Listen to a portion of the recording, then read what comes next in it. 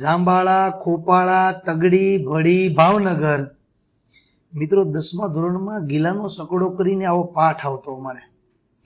10મા ધોરણમાં આવા કેટલા બધા પાઠ આવતા।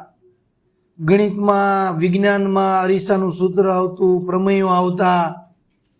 પણ મિત્રો આ બધી વસ્તુ જ્યારે ધંધામાં આવ્યા ને ત્યારે ખબર પડી કે આ ગીલાનો સકડો કોઈ જગ્યાએ કામમાં લાગ્યો નથી। અરીસાનું સૂત્ર ક્યાંય કામમાં લાગ્યું નથી। કોઈ જાતના પ્રમેયો કામમાં નથી લાગ્યા। કામમાં લાગ્યું હોય ને તો 1 થી 100 એકડા કામમાં લાગ્યા છે।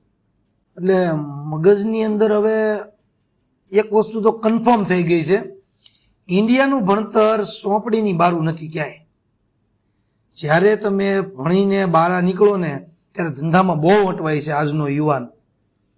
એને એ નથી ખબર પડતી કઈ દિશામાં જવું છે, મારે શું કરવું છે, કેવી નોકરી કરવી છે, મારી કાબિલિયત શું છે, મને મારી અંદર હું કોણ છું ને એ નથી ખબર। આ ગીલાનો સકડો ને આ બધું કરીને સકડું માઇન્ડ સકડે ફર્યું છે બધાનું।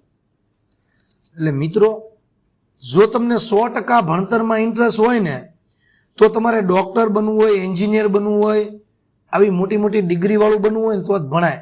બાકી ખાલી ડિગ્રી લઈને તમારે ભણતર પૂરું કરવું હોય ને તો ભણતર કોઈ કામનું નથી। ધંધે 100% સડી જવાય। એક સમય તમારા ઘરમાં એવો આવશે, તમારી એક ઉંમર થઈ જશે અને એ ઉંમરમાં તમને ઘરેથી તાના મારશે કે બટા હવે કમાવાનું કર, આ ગીલાનો સકડો ફેરવવાનું બંધ કર। એટલે કહેવાનો મતલબ એ છે, જે વસ્તુ જરૂરિયાત જીવનમાં છે ને એ વસ્તુ ઉપર ફોકસ મારો। અત્યારે આની જરૂર છે તો માત્ર ને માત્ર આની ઉપર જ ફોકસ મારો। જે 10 ધોરણ 12 ધોરણ તમે ભણો એ વ્યાજબી છે, હું માનું ત્યાં સુધી તેમને નોલેજ માટે આ બધું જરૂરી છે। પછીનું ભણતર બધું ટાઈમપાસ વાળું છે, કોઈ કામનું નથી। કેમ કે મારે ઘણા બધા એવા સ્ટુડન્ટ આવ્યા છે એ કે સાહેબ ડિગ્રી અમારી માળિયા ઉપર મૂકી દીધી છે, કોઈ કામમાં આવતી નથી।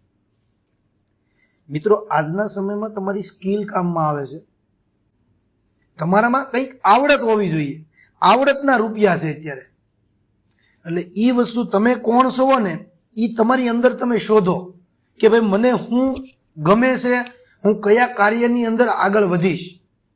આ વસ્તુ તમે જો તમારામાં પકડી લીધી તો આ દુનિયાની અંદર તમને કોઈ નહીં રોકી શકે મિત્રો।